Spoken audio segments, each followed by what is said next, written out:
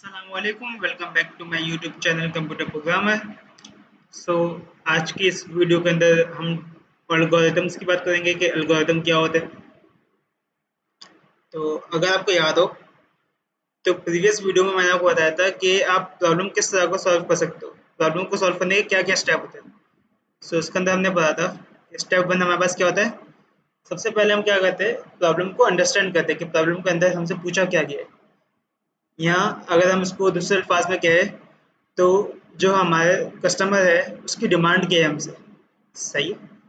So understanding the problem.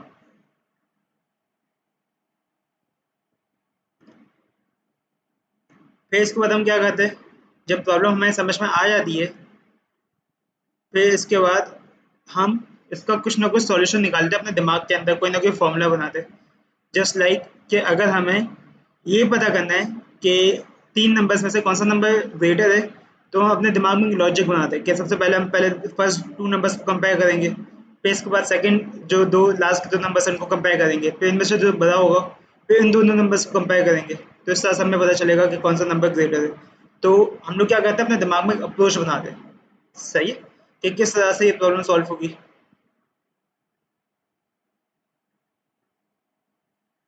फिर step number 3 क्या था हमारे पास, प्री प्रोग्रामिंग फेज। सो फिर हम क्या करते हैं, अपने पास एक फ्लो चार्ट बना दें। जस्ट लाइक कि हमने जो प्रीवियस वीडियो में किया था कि एक फ्लो चार्ट बनाया था उस प्रॉब्लम को सॉल्व करने के लिए। फ्लो चार्ट, यहाँ पे हम एल्गोरिथम बनाते हैं जो कि हम इस वीडियो में पढ़ेंगे एल्गोरिथम्स होते क्या है। फिर स्टेप 4 क्या है हमारे पास, जो लास्ट और फाइनल स्टेप है कि हम क्या करते हैं, किसी ना किसी लैंग्वेज के अंदर, हाई लेवल लैंग्वेज के अंदर उसका सॉल्यूशन को कोड करते हैं। सी लैंग्वेज हो गई या सी प्लस प्लस लैंग्वेज हो गई। सो उसको हम कहते हैं प्रोग्रामिंग फेज। सिंपल कोई सी भी प्रॉब्लम को सॉल्व करने के ये 4 फेजेस होते हैं। सबसे पहले हम प्रॉब्लम को अंडरस्टैंड करते हैं, प्रॉब्लम में हमें कहा क्या गया है।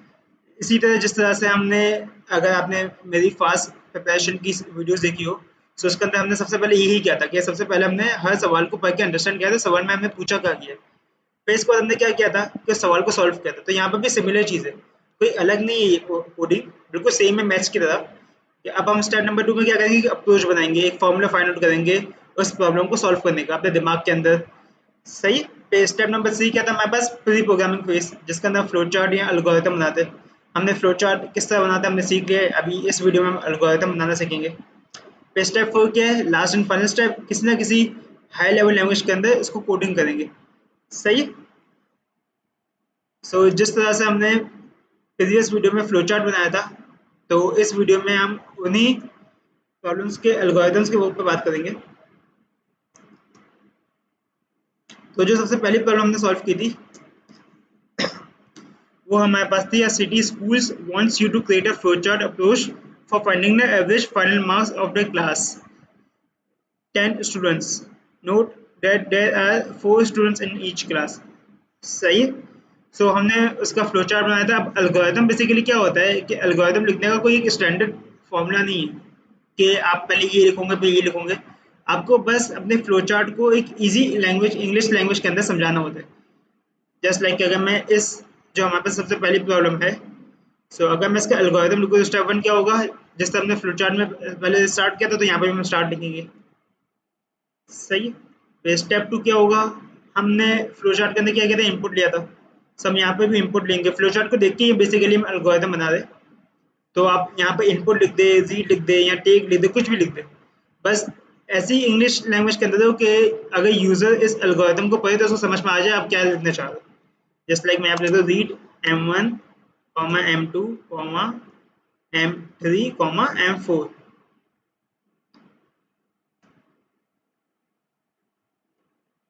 आप सबसे पहले डिक्लेयर भी कर सकते हैं, अगर आप करना चाहे तो आप यहाँ पे ये डिक्लेयर भी कर सकते हैं, लेकिन यहाँ पे मेरे ख्याल में डिक्लेयर करने की जरूरत है नहीं।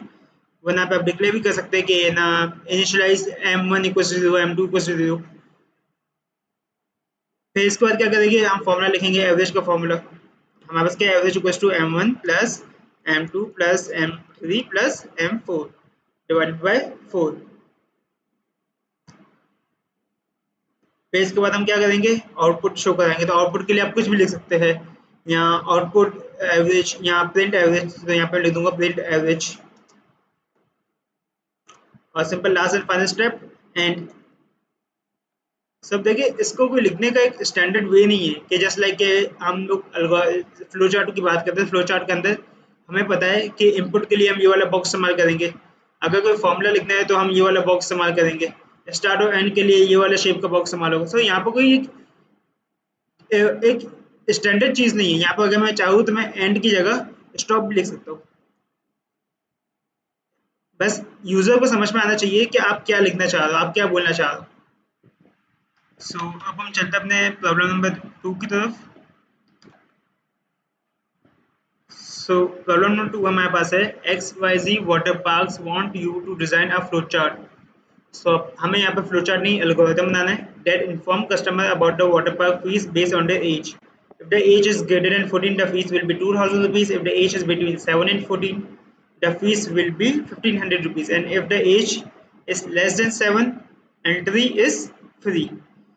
So previous वीडियो में हमने इस प्रॉब्लम का फ्लो चार्ट बनाया था, तो अब इस वीडियो के अंदर हम इसका एल्गोरिथम बनाएंगे।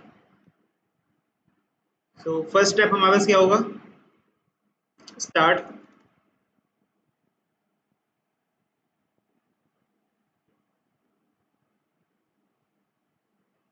अब सेकंड स्टेप हमारे पास क्या है, हमने फ्लो चार्ट के अंदर सेकंड स्टेप क्या किया था, हमने एज को इनपुट लिया था। तो यहाँ पर मैं लिख सकता हूँ रीड एज, यहाँ मैं ये भी लिख सकता हूँ डायरेक्ट इनपुट एज। अब थर्ड स्टेप हमारे पास एक कंडीशन है। सो अगर हम चेक करें तो इस कंडीशन के बेसिकली दो हमारे पास आंसर्स थे, एक ट्रू एक फॉल्स। तो यहाँ पर मैं इस कंडीशन को थोड़ा सा अलग करके लिखूंगा, जस्ट लाइक ये कंडीशन हमारे पास क्या है, एज इज ग्रेटर देन 14। सो मैं इसको बिल्कुल इन्वर्स करके लिख दूंगा। तो इन्वर्स क्या बनेगा, अगर एज इज ग्रेटर देन 14 ना हो तो age is less than equals to 14। So if age is less than और इक्वल टू 14, सो क्या करें, गो टू स्टेप। अभी स्टेप नंबर मुझे पता नहीं, जब यहाँ पे मैं एम्प्टी छोड़ रहा हूँ, नीचे आता है अगर एज ग्रेटर देन 14 है, अगर ये कंडीशन हमारे पास ट्रू नहीं होती, ये थर्ड स्टेप हमारे पास ट्रू नहीं होता, फॉल्स हो जाता, तो क्या होगा, स्टेप 4 पे आ जाएंगे हम लोग। सो स्टेप 4 क्या हमारे पास, डिस्प्ले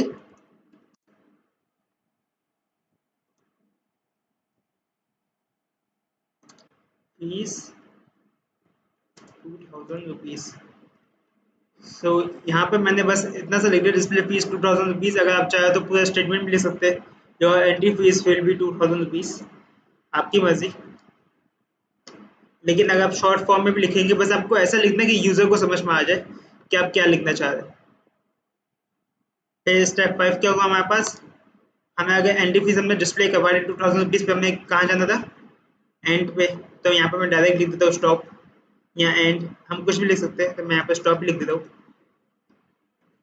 आप इसके बाद स्टेप 6 के हमारे पास, यहाँ पर मैं लिख देता हूँ गो टू स्टेप 6। अगर ये कंडीशन हमारे पास ट्रू हो जाती है, जो इसकी इनवर्स कंडीशन है, मतलब ये कंडीशन फॉल्स हो जाएगी, तो हम आएंगे गो टू स्टेप 6 पे। सो स्टेप 6 पे हमारे पास एक और कंडीशन है, क्या है वो, if age is less than 7। So हम यहाँ पर वापस इस कंडीशन को इन्वर्स करके लिखेंगे, इफ एज इज ग्रेटर और इक्वल टू 7।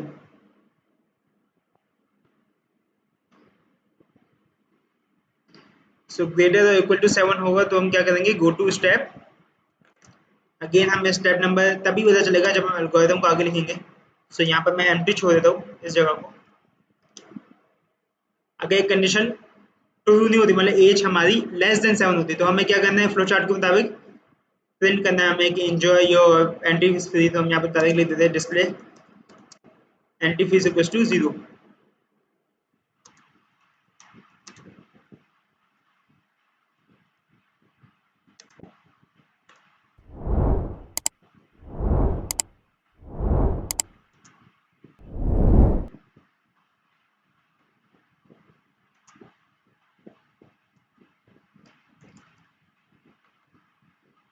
हमारे पास स्टेप 8 क्या होगा, हमें क्या करना था, इसको डिस्प्ले करवाने के बाद वापस से प्रोग्राम को एंड करना था। सो मैं यहाँ पे स्टॉप लिख सकता हूँ।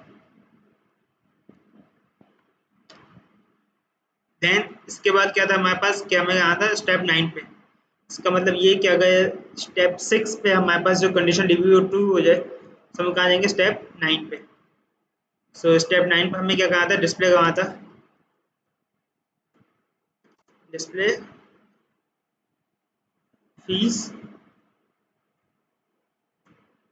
1500 रुपीज। एंड देन प्रोग्राम को हमें क्या करना था, स्टॉप। सो अब देखिए यहाँ पे मैंने बेसिकली 3 जगह स्टॉप यूज किया है, एक स्टेप 5 पे, स्टेप 8 पे, स्टेप 10 पे। सो अगर मैं चाहूँ तो यहाँ पे भी मैं ये डायरेक्ट ये भी लिख सकता हूँ, क्योंकि मुझे पता नहीं था मेरा एंड का जो स्टॉप होगा वो किधर होगा। सो इंस्टेड ऑफ कि मैं हर स्टेप पर स्टॉप लिखूँ या एंड कर दूँ प्रोग्राम को, सो मैं डायरेक्ट यहाँ पे ये भी लिख सकता हूँ कि गो टू स्टेप 10। यहाँ पर भी मैं ये लिख सकता हूँ गो टू स्टेप 10। सो अब हम अपने प्रोग्राम को एक ड्राई रन क्या कहते हैं, ड्राई रन बेसिकली क्या होता है हमारे पास कि हम कोई सा भी एक टेस्ट केस अपनी तरफ से सोचते हैं, इमेजिन करते हैं, और जो अप्रोच हमने अपने दिमाग में सोची थी ना, जस्ट लाइक कि मुझे मालूम है कि अगर मैं यहाँ पे एज 6 डालूंगा तो मेरा आंसर क्या आना चाहिए कि फीस कितनी होनी चाहिए मेरी, 0 रुपीज़। सो एल्गोरिथम का अगर मैं एज 6 डाल के चेक करूँ तो मेरे पास आंसर 0 फीस आना चाहिए। सो हम चेक कर लेते हैं कि अगर हमारे पास एज यहाँ पे क्या है, 6 है अगर,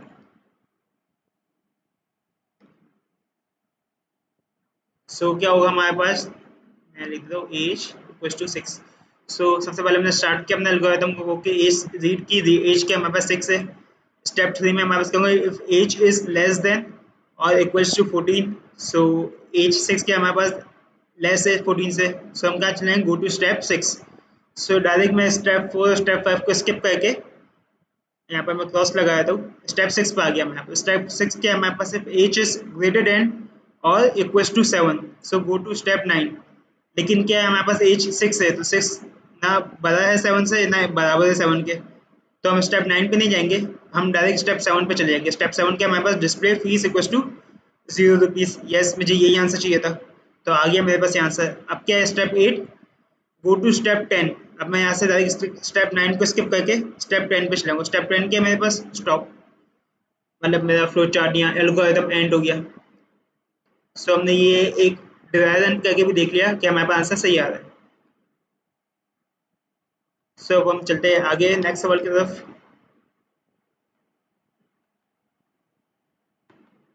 सो नेक्स्ट सवाल का मैंने एल्गोरिथम पहले से ही यहाँ पे लिख दिया है, ताकि है ना हमें ज़्यादा हमारा टाइम नहीं लगे। मैं इसको पहले एडजस्ट कर लेता हूँ थोड़ा, ताकि एल्गोरिथम और फ्लो चार्ट हमें दोनों दिखे। सबसे पहले सवाल पर लेते, सवाल क्या हमारे पास, past nuances wants you to create a flowchart to determine the maximum marks scored by a student in an entry test।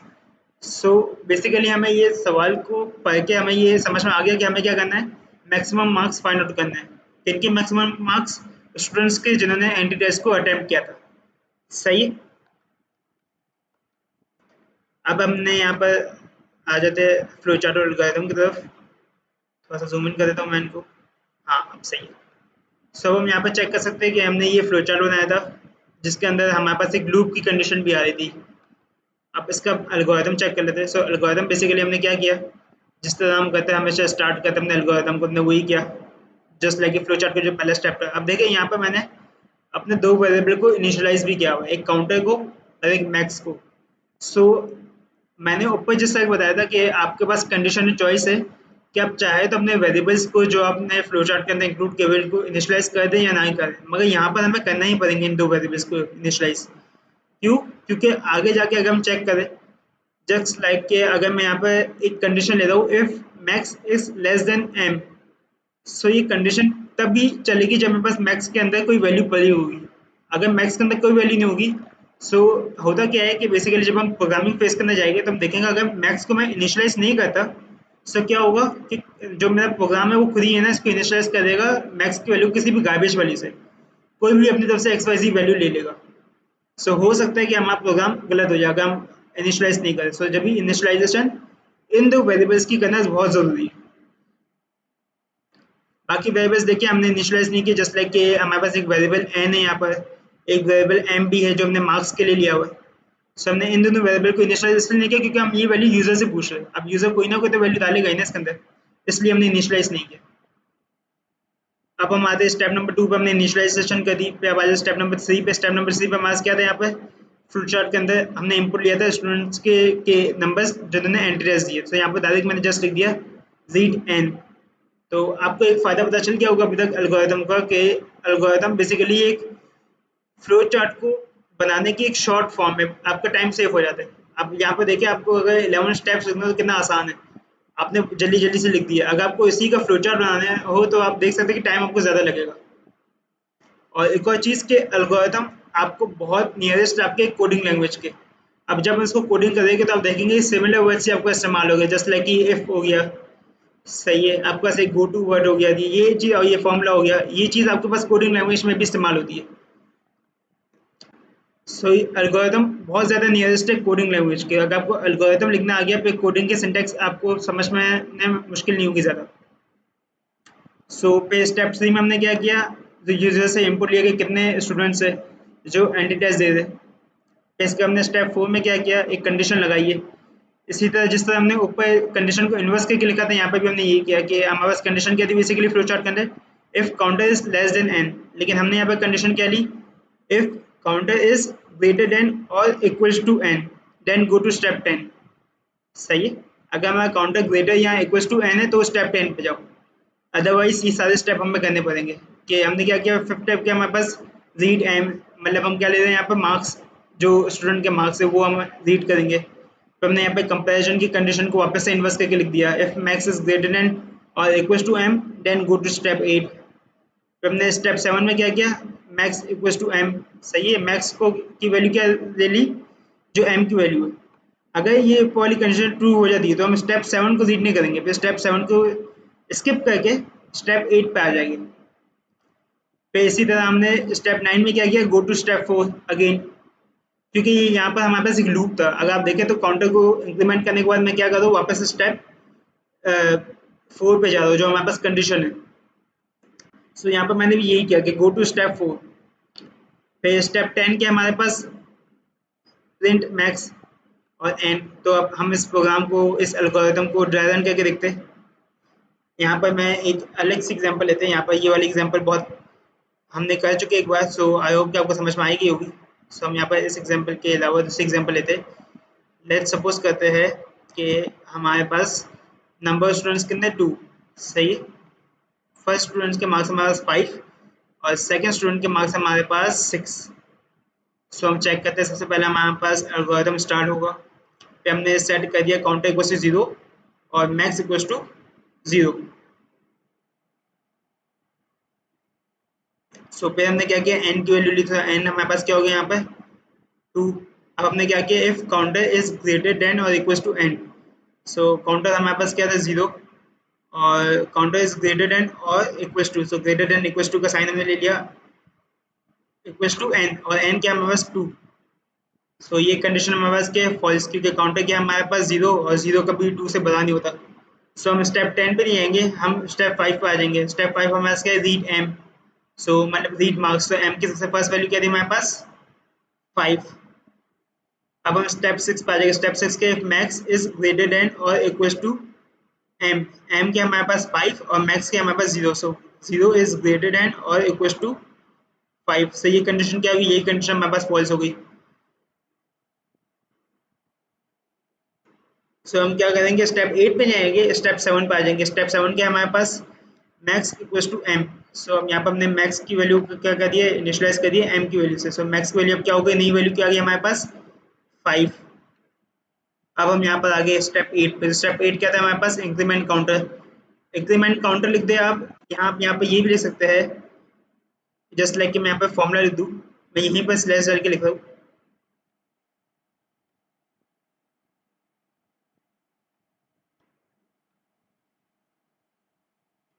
और सही है, हम यहाँ पे ये भी लिख सकते हैं, counter equal to counter plus 1। Increment counter लिख दूँ या ये लिख दूँ, बात सेम ही है।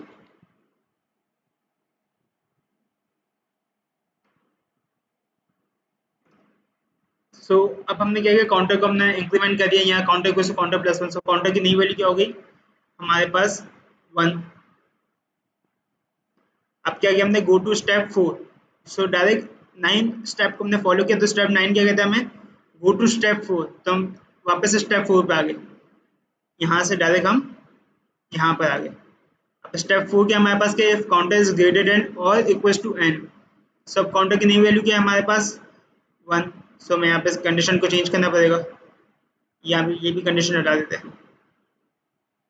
So if counter is greater than, counter हमारे पास 1 था, is greater than or equals to n, so 1 ना बड़ा है 2 से, ना 2 के इक्वल है, सो हम स्टेप 10 पे जाएंगे, फिर स्टेप 5 पे वापस आ जाएंगे। स्टेप 5 के हमारे पास रीड m, अब m की नई वैल्यू क्या है हमारे पास 5, तो हमने रीड कर चुके हैं, तो नई वैल्यू क्या है हमारे पास 6, सो m इक्वल टू 6 हो जाएगा। फिर if max x greater than और इक्वल टू m, सो यहाँ पर कंडीशन क्या हो जाएगी, मैक्स की नई वैल्यू क्या थी हमारे पास 5, सो 5 इज ग्रेटर देन और इक्वल टू m, m क्या है हमारे पास 6, सो ये कंडीशन भी फॉल्स हो गई, ना 5 बड़ा है ना 5 इक्वल से m के, तो हम स्टेप 8 पे नहीं जाएंगे, स्टेप 7 पे आएंगे पहले। सो स्टेप 7 क्या हमें कहता है, max equal to m, so max की नई वैल्यू क्या आ गई हमारे पास 6। अब हम यहाँ पर स्टेप 8 पे आ गए। स्टेप 8 के हमारे पास इंक्रीमेंट काउंटर, और counter equal to counter plus 1, so counter की नई वैल्यू हमारे पास क्या होगी 2। फिर अब हम क्या करेंगे, स्टेप 9 पे जाएंगे। स्टेप 9 हमें क्या कहते हैं, simple go to step 4, so step 4 पे वापस आ जाएगी। जब स्टेप 4 वाली कंडीशन हम चेक करेंगे, सो यहाँ पर इस कंडीशन में लिखा हुआ है हमें, if counter is greater than और इक्वल टू n, अब हम चेक कर सकते हैं काउंटर की वैल्यू अब क्या होगी, अपडेट होगी 2, और n की वैल्यू भी हमारे पास 2, अब ये कंडीशन क्या होगी हमारे पास ट्रू हो गई, सही है। तो अब हम क्या करेंगे, then go to step 10, so direct हम यहाँ से अब चले जाएंगे स्टेप 10 की तरफ, और स्टेप 10 क्या कहता है हमें, प्रिंट मैक्स या डिस्प्ले मैक्स, सो मैक्स हमारे पास क्या आ गया 6, और हमारा फ्लोचार्ट यहाँ पर एल्गोरिथम क्या हो गया, एंड हो गया। अब हम देख सकते हैं कि हमने जब डायरेक्ट रन किया और टेस्ट किया इस प्रोग्राम को, तो हमें पता चल गया कि हाँ हमारे पास मैक्स 6 आ रहा है, मतलब ये एल्गोरिथम हमारे पास बिल्कुल हमने सही बनाया है। आई होप कि यहाँ तक आपको समझ में आ गया होगा कि एल्गोरिथम और फ्लो चार्ट किस तरह बनाते हैं, और ये हमारी लास्ट वीडियो थी प्री प्रोग्रामिंग फेज की। इंशाल्लाह नेक्स्ट वीडियो से हम प्रोग्रामिंग लैंग्वेज स्टार्ट करेंगे, किस तरह हम इन सवालों को प्रोग्रामिंग लैंग्वेज के थ्रू सॉल्व कर सकते हैं। यहाँ पे मैं एक आपके लिए एक चैलेंज रख रहा हूँ कि जस्ट यहाँ पर मैंने काउंटर की वैल्यू चेंज कर रहा हूँ फ्रॉम 0 to 1, तो अब आपको चेक करके बताना है कि इस एल्गोरिथम के अंदर क्या क्या चेंजेस आएगी। और मैं यहाँ पे एक फ्लो चार्ट के अंदर भी यही चेंज कर रहा हूँ कि काउंटर की वैल्यू हम 0 से हटा देते, इनिशियलाइज करते काउंटर को 1 से। अब आप बताएंगे कि ये फ्लो चार्ट और एल्गोरिथम की कंडीशंस जो है, मैं आपको हिंट भी दे देता हूँ कि कंडीशंस के अंदर कुछ चेंजेस आएगी। कमेंट करके ज़रूर बताइएगा कि क्या क्या आपको लगता है कि चेंजेस हो सकती है कंडीशंस के अंदर, ताकि ये फ्लो चार्ट और ये एल्गोरिथम सही हो जाए हमारा। क्योंकि अगर हम काउंटर इक्वल टू 1 रख के अगर चेक करेंगे हम, ये आप ड्राई रन करके चेक कर सकते हैं इस एग्जांपल पे जो हमने लिए 2 स्टूडेंट्स वाली, तो आंसर हमारे पास गलत आएगा। आई होप कि यहाँ तक आपको मेरी वीडियो क्लियर होगी और समझ में आ गया होगा कि एल्गोरिथम और फ्लो चार्ट किस तरह बनाते हैं। अगर वीडियो अच्छी लगे तो प्लीज़ लाइक करें, चैनल को सब्सक्राइब करें। मिलते हैं नेक्स्ट वीडियो में, तब तक के लिए अल्लाह हाफिज़।